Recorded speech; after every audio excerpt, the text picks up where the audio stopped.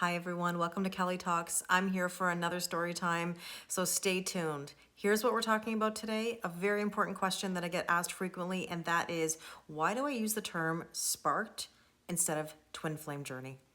Before we get too deep into the conversation, let's actually define sparking. To me, sparking occurs when our life is shaken up. You know, the rug is pulled out from underneath our feet, and this can happen in many ways. Unfortunately, it could be a near-death experience, an accident, death of a family member or friend. It could be a very bad breakup. This could be a divorce. Whatever it may be for someone, it's not easy. I'd be willing to bet that after having had one of these experiences, or during the process of having one of these experiences, you met someone, you were sparked by someone.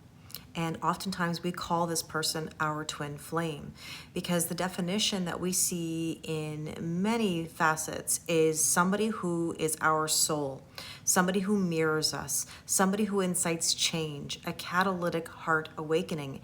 And at first when this happens, it feels like the most ultimate love story you could ever imagine. You know, people tell me, Kelly, this is unlike anything I've ever felt before. But if I'm really being honest with you, if I had a nickel for every time I heard that statement, I would be really wealthy. I too was also in that position where I felt like this was unlike anything I had ever felt before. But as I've ascended, as I've gone through this process, I really realized what the true meaning was and is of this journey. Now I realize that we're all on different stages of this journey, and that's okay. I at one time thought this, then I thought that, now I think this, and I'm sure one day I will think that as well. You know, truth is subjective, and it is our own timeline that matters. So don't feel like if you don't understand this concept right now, that there's something wrong. There's nothing wrong with having your own experience, your own truth, but the goal in all of this is to grow. That's what is the reawakening process. To me, that's what the twin flame journey is all about. We start off in one way, and then we end up going through different phases that lead us to ultimately our greatest growth and change. Let me give you a quick analogy. So I was a high school teacher, not a math teacher, but I was a high school teacher. And I want to use the example of math class. Imagine for a moment that you went to your math teacher and you said, here you go, here's the answer to this question. But that math question required you to show your work. Now, I can say that source told me, God told me, this download told me this is the answer.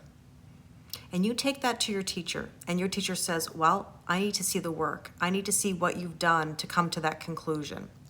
This is the difficulty with what we call the twin flame journey, because ultimately people will say, this is my person. It has to be this person.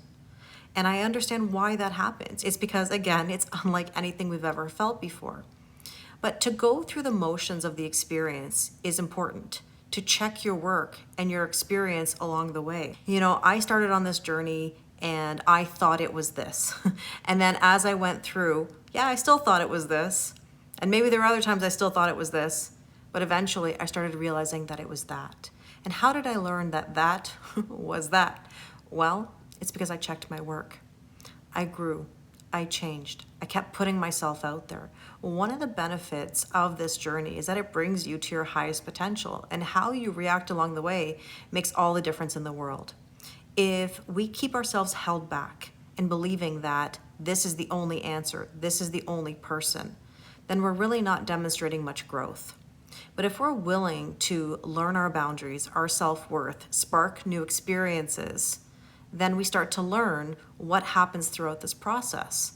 And what I really learned is that the more I put myself out there, the more that I sparked new energy into my life, the more I knew what I wanted, what I didn't want, and how to actually achieve it. I'm not saying that your person isn't your person, just to make sure you're clear, because you may check your work and find out down the road that yes, in fact, you were correct, this is your person, and all power to you. But how will you know if that is truly the case if you haven't put yourself through the process of learning more about you and your growth and your evolution? So I've used the word twin flame a few times now without really defining it, and let's take a second and talk about it. I actually think that the word twin flame, or the concept of twin flames, has been really overused or over commercialized in so many ways. And it's not that I don't believe in the twin flame journey. I just don't know if the label is as fitting as we'd like it to be. Now, somebody who's considered our twin flame is somebody who comes into our life, shakes things up, and it's this most romantic love story you could ever imagine. When you meet this person, it's like they're looking into your soul and you're looking into theirs. It's this feeling of having known each other forever, past lives, whatever you want to call it. And it's a really beautiful experience. Your body starts to shake. If you haven't had the Kundalini awakening, then oh boy, I don't even have words. Okay, it's almost like your whole body, your chakras, just completely awaken. You start seeing angel numbers. You start seeing 111, 1111. Every number imaginable starts coming your way. Now, for me, it was 1111 or 111 or any 11s for that matter. Because ones are about a spiritual gateway. It's sort of this new change to your life that starts bringing you all these spiritual experiences. You start seeing signs and synchronicities.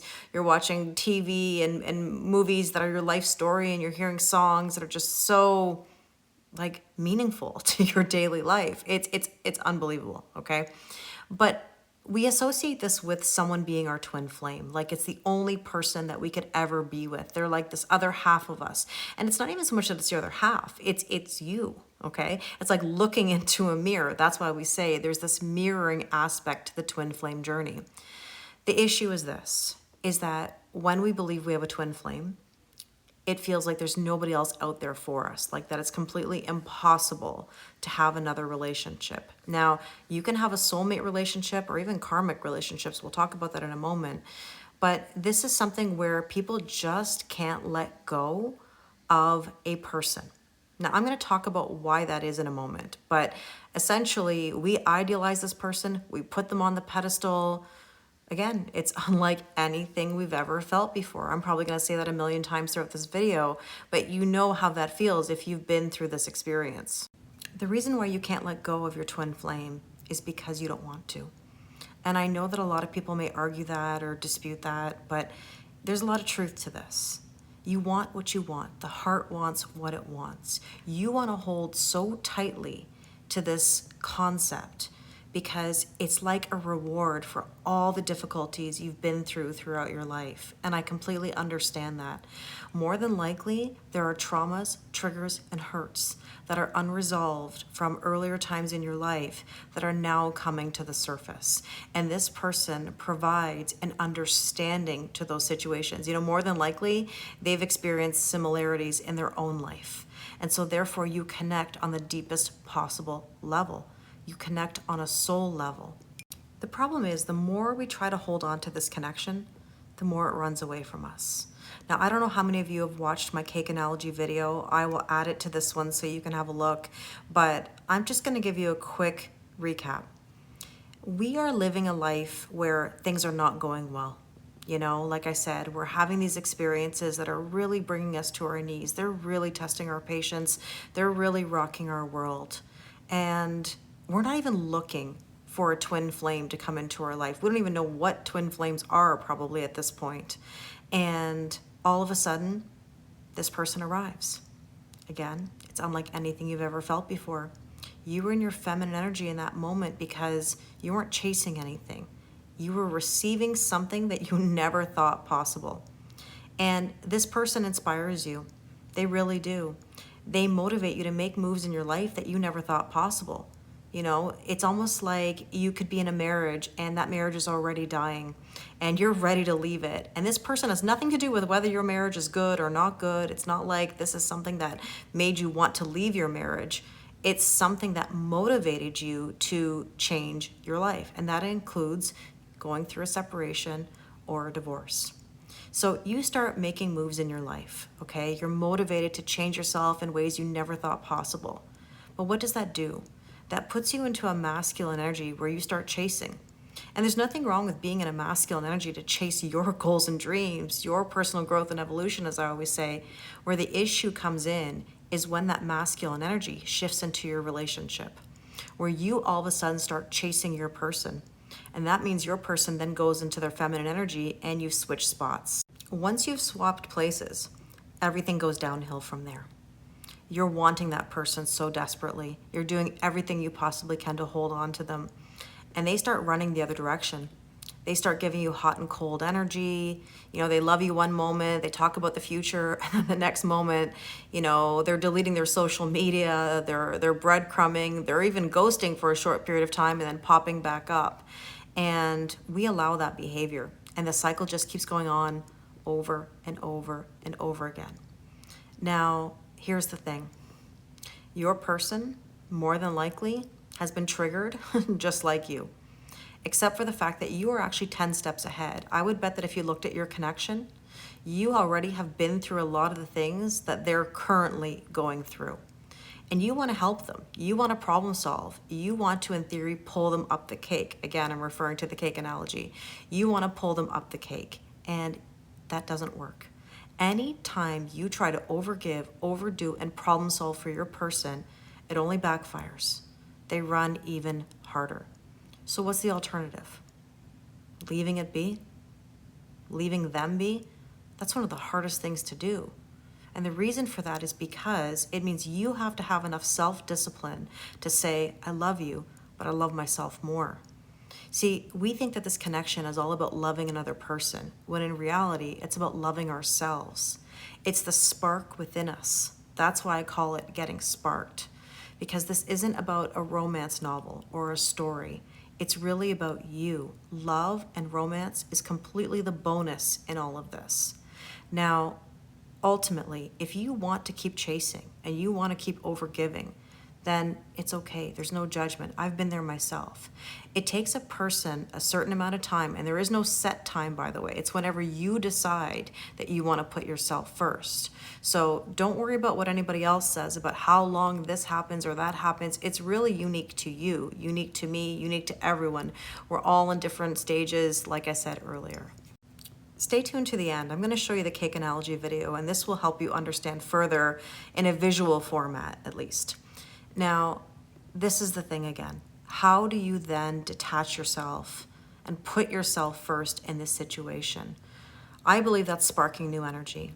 Now, I know this is contrary to some belief, but dating other people, new hobbies, new experiences, whatever that may be, doing what you're passionate about. And that's the thing that is really a struggle for people. They do not know what they're passionate about because why?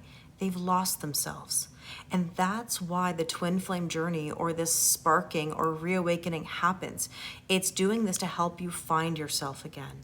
Now, in another video, I'm going to talk about what happens around 35, especially for women, because to me, that's when we have our first major tower moment. Now, not right at 35, it's in the 35 range, ultimately. I would invite you right now to ask yourself, what was going on in your life around 35? Now, if you're not 35, this is some sort of, preamble to what may come down the pipe, but we can avoid these things if we're aware of what's happening. Now, we get this first tower moment around that age, and if we address it, great. If we don't address it or we put a Band-Aid over it, it creeps up at 45, 55, 65, 75, etc. Okay? But really, this is a time to put yourself first. The more you put the focus on you, the more the other person will either have to meet you at the level that you're at or they won't. But you will always be the winner if you put yourself first, because if they do level up, great. If they don't, you're achieving better than you ever imagined. And you might say, how could I achieve better? Trust me from experience, you will. I've been there myself. Now I know what better feels like. And I'm not talking about better or less than. I'm talking energetically. I'm talking about peace in my life. I have never felt happier than I have ever felt right now. And I only know that it's getting better. Earlier I mentioned soulmate and karmic relationships, and I just want to touch on those very quickly. You can have many, many soulmates. They can be your friends, your family members, and they can be lovers in your life. There's not just one person for us. Now, the belief system of twin flames is that this is the only person because it's your soul. But again, it's a catalytic heart awakening. It's somebody who's a catalyst for major change. They're not always meant to stay in your life. You'll know if they're meant to stay in your life because nothing that's meant for you will ever pass you by. But soulmates can be really beautiful connection, and they also teach you lessons. But there's a lot more peace that comes with a soulmate relationship than with the twin flame journey. Now, when you go to date someone else or date a soulmate, it's different. I mean, most people will tell me, Kelly, I don't like it. This didn't work. This person just didn't feel right. And more than likely, it's because A, you don't want it to work because you want what you want, right? And B, you just may not even be ready. The thing that's appealing about a twin flame partner is that they're not ready. They're more than likely 10 steps behind you. So how could they really truly be ready for a deep relationship, a committed relationship where everything is rainbows and butterflies? Now, we all know relationships are not rainbows and butterflies, but I think on this twin flame journey, we imagine it to be this way, right? Because we feel like we're finally getting our due from all the stuff we've experienced in our past. And so this is the tough part about the dating process or sparking new energy when we are on this twin flame journey or this sparking journey. If your twin flame isn't ready, more than likely, neither are you. And that's the fear of dating somebody new or putting yourself out there. The twin flame journey actually keeps us at times in what we call self-preservation or a safe mode so that we don't have to go outside of our comfort zone. But it's actually the journey that's bringing us out of our comfort zone. Can you see how there's this dynamic of push-pull? We want the love. We want the bliss. We want that feeling of peace, but we're afraid to move beyond that initial spark or that initial feeling of love with this person because we can't imagine that love with anyone else. But ultimately, we have to feel that love within ourselves. So this is what happens. You meet this person, they spark you. It feels good for a while, and then you start chasing them, and they start running. And who do they typically run to? Karmic situations. Now, I just want to preface by saying I really don't like the term karmic, especially when someone says he's with his karmic, she's with her karmic. I don't like that label. The reason I don't like that label is because it's not just about a person. Karmic situations, yes, they can be other people or partners in the mix, but it can also be friends, family, work, finances, cultural differences, religious differences. It could really be anything that could interfere in your connection. And it's really not the fault of these external factors, okay? Where the fault lies is how your person deals with those external factors, okay? And the same goes for us. When we have people interfering in our lives, our own friends, family, all those things that I recently listed, how we deal with them is what matters, right? It's not about anybody else. It's the boundaries that we are either holding or not holding. Let me answer a question that is probably the most popular question that I get, and that is, why do they run to a karmic relationship? Why do they run to another person? Well, it actually has nothing to do with you. It has everything to do with how they feel about themselves. When you're overgiving and overdoing and problem solving for them, they don't feel good enough for that. So it's not about you personally. You're wonderful. You're beautiful. You're handsome. You're everything they could ever imagine, everything they could ever dream of. Don't take it so personally. It really has more to do with how they feel about themselves and whether they feel good enough receiving what you're giving. Now, the karmic situation that comes in or the person involved in that situation, they're easier to deal with. Maybe not in your mind or anyone else's mind, but remember, we pick people that we feel good enough for. So if your person has had a lot of toxicity in the past, narcissistic relationships, abusive relationships, whatever it may be, lack of boundaries, I don't know. Essentially, they go to this because it feels familiar and comfortable to them. And oftentimes they'll run to that situation and they'll run right back to you when they need a boost of validation, okay? And you might think in that moment, it feels so good that they're coming back, they're serious this time, they really wanna make a go of it, and then what happens? They leave again and they run to that situation again or to another situation that's not so healthy for them, and they continuously go through this loop. Even though they run and it has nothing to do with you, there are some things that are related to you. And that is that you are more than likely somebody who's an overgiver, an overdoer, a problem solver, someone who's everything to everyone. And I'm in that boat too. I was exactly doing those things, and it's what really hurt me in my progress. Now, I had to learn this the hard way, right? I had to go through the motions to figure out that overgiving, overdoing, and problem solving didn't work. But for you, you have to ask yourself, why are you doing it? More than likely, you're overgiving, overdoing, and problem solving because you want to be loved in return. Because you've been in situations in the past that just didn't feel good, or you didn't feel validated, or essentially you didn't feel safe. And this connection brings a level of safety because this person understands you in ways that nobody else does. And that's why I always say it's your soul. It's not about the person.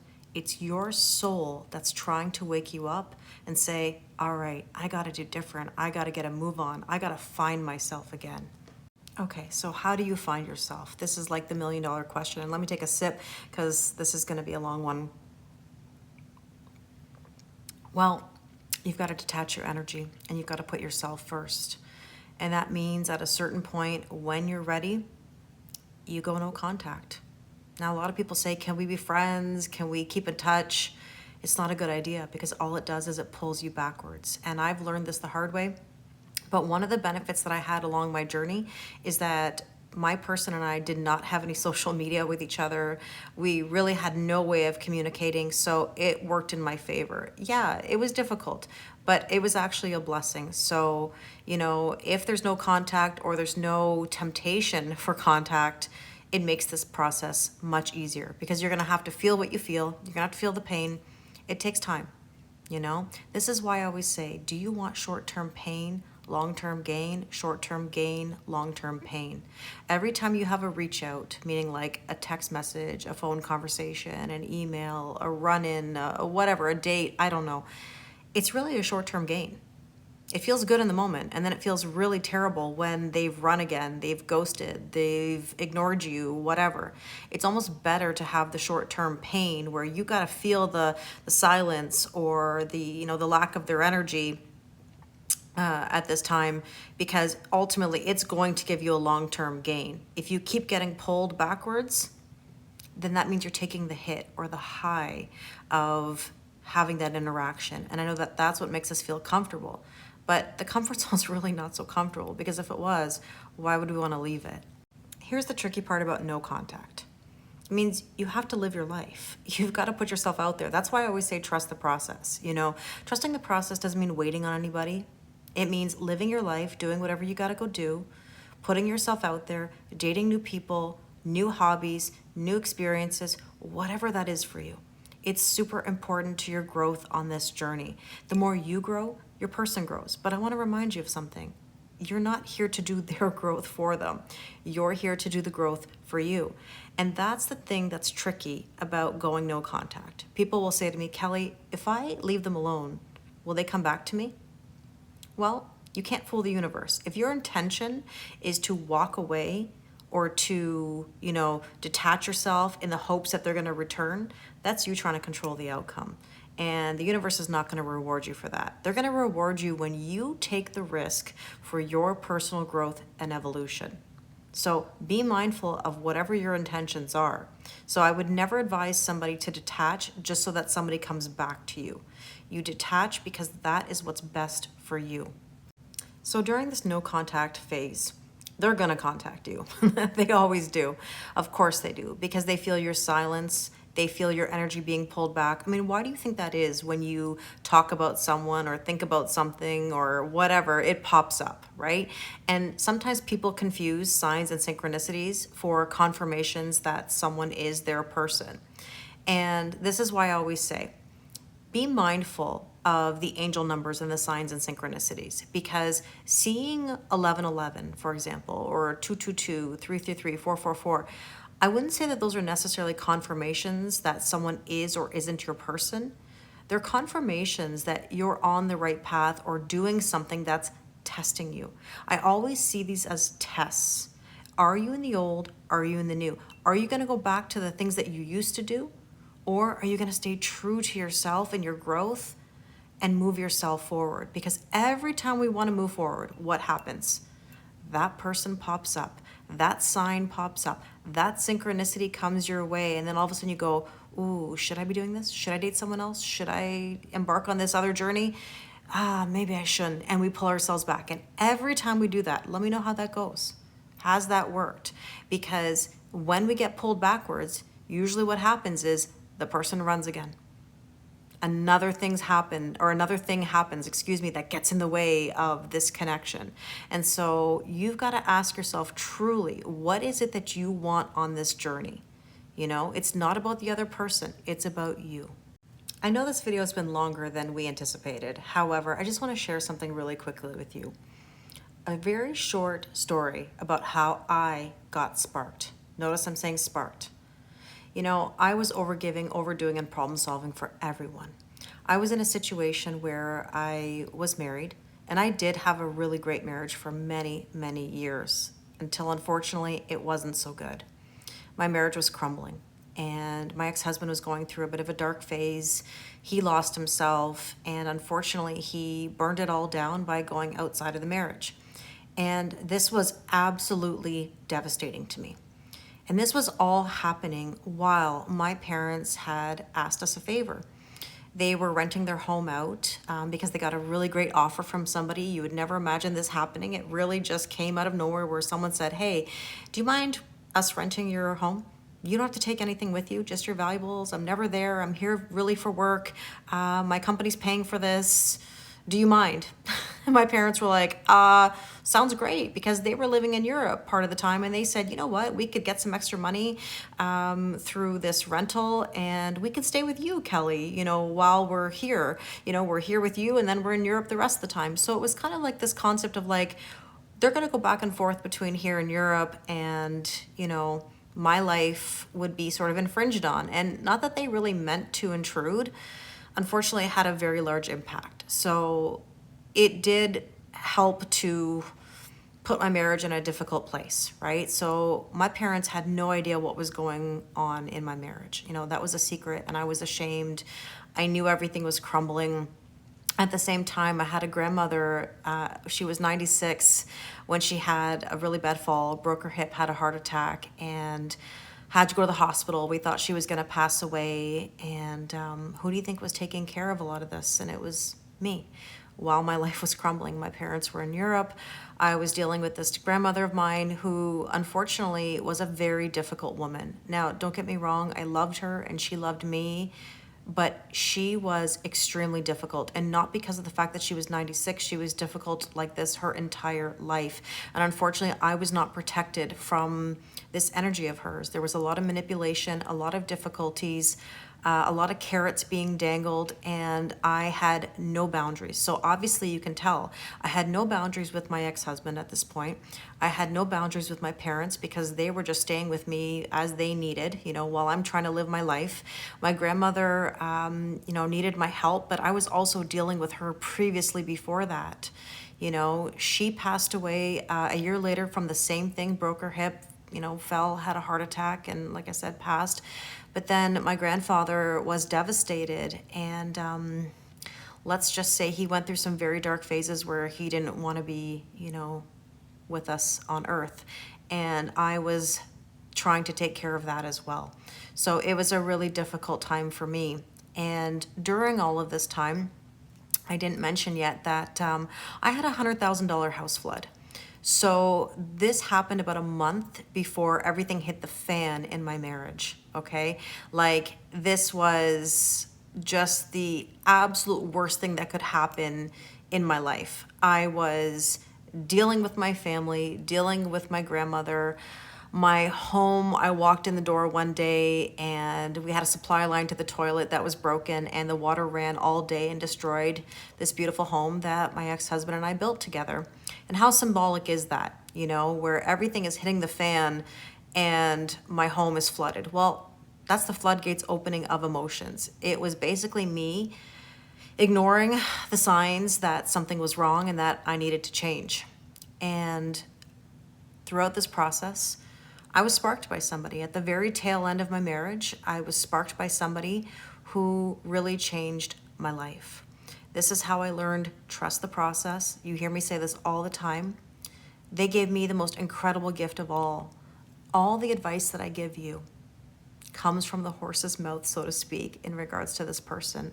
I didn't listen to them when they said, Kelly, I can't give. Kelly, I don't have the capacity.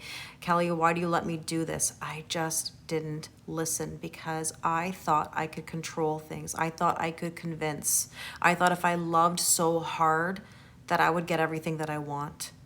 And in theory, it didn't work. It just taught me that I had to put myself first.